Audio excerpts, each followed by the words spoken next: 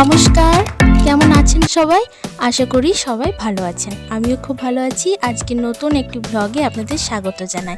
আজ একদম ব্লগটি শুরু করেছি রান্না বান্নার দপ্তর থেকে। আজ সকাল থেকে উঠে খুব ব্যস্ততায় কাজ করেছি আর সবার প্রথমে তাড়াতাড়ি করে রান্নাটা করে নিচ্ছি, কারণ আজ আমি যাব বাজারে। পুজো তো চলেই এসেছে, বৃষ্টি আর বন্যার কারণে এতদিন দেরি হলো। তো এখন আমি রেডি হয়ে গেছি। একটুখানি মাংসর ঝোল আর ভাত করেছি আর একটু আলু ভাজা দিয়ে চটপট খাওয়া দাওয়া সেরে রেডি হয়ে গেছি। এখন যাব ঘাটালে।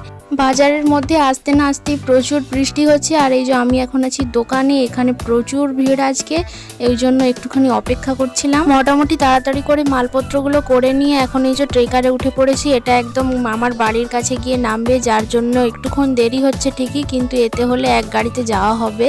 চলুন, চলে এলাম বাড়িতে, দোকানে চলে এসেছি। আর এখন তো প্রচুর টায়ার্ড লাগছে। ওই যে ব্যাগের মধ্যে সব জিনিসপত্র বসানো আছে, সব পরে গুছানো হবে রাত্রে। তো এখন আমি বাড়িতে যাব, সন্ধে হয়েই এসছে। সন্ধে দেব, তারপর ফ্রেশ হয়ে কিছু খাওয়া দাওয়া করব। বাড়িতে এসে দেখলাম যে এইদিকেও বৃষ্টি হয়েছে, কিন্তু বৃষ্টি হলে কি হবে, গরম কিন্তু কম নেই। যেহেতু অনেকটাই টায়ার্ড আছি, তাই ভাবলাম আর দেরি করব না, রান্নাটা বসিয়ে দিই। রান্না করা বলতে এখন শুধু ভাতটা বসিয়ে দেব। মাংসের ঝোল একটু রয়েইছে, ওটা গরম করে ফেলবো। তো ওই জন্য ভাতটা বসিয়ে দিচ্ছি। এরপর আবার দোকানে চলে যাব, কেননা বেশি রাত হলে আমার আবার ঘুম পেয়ে যাবে, ক্লান্ত লাগবে।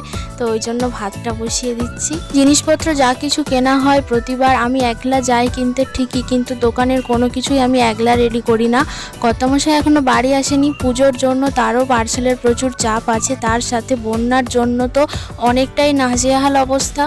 যেই পার্সেলগুলো সব আগের থেকে অর্ডার করা ছিল সেগুলো সব এসে পেন্ডিং হয়ে পড়ে আছে, যার জন্য প্রচুর চাপ। তার তো রোজই বাড়ি আসতে রাত হয়ে যাচ্ছে, তো এখনও এসে পৌঁছায়নি। আর আমি একটু ফ্রেশ হয়ে খাওয়া দাওয়া করেছি, আর এখন যাব দোকানে। ভাতটা বসিয়ে দিয়ে একটু কমিয়ে দিয়ে চলে যাব ওখানে, গিয়ে একটুখানি লাইভ করব ফেসবুক থেকে, কারণ অনেকেই আছে যারা আমাকে ফেসবুকে অনেক সাপোর্ট।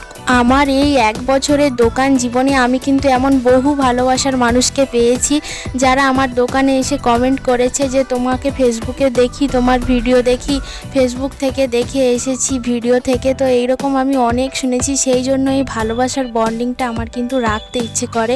আমি যতটা পারি চেষ্টা করি জিনিসগুলোকে শেয়ার করার। তো চলো, ভাতটা বসিয়ে দিলাম। এই ভিডিওটা ছিল একদম রাত্রি 12টার পর। তো খাওয়া দাওয়ার পর কর্তামশাই আর আমি এখন দোকানে এসেছিলাম। জিনিসপত্রগুলো সব কিছু বের করে দেখে শুনে ফর্দ হিসেব করে রাখা হয়েছে। তাকেও দেখালাম যে আমি কি কি এনেছি। তো সমস্ত কিছু রাখা হয়েছে, কাল বা গোছানো হবে। তো আজকের ভিডিওটা এখানেই শেষ করছি। দেখা হচ্ছে আবার পরের কোনো ভিডিওতে। সবাই ভালো থেকো, হাসি খুশি থেকো।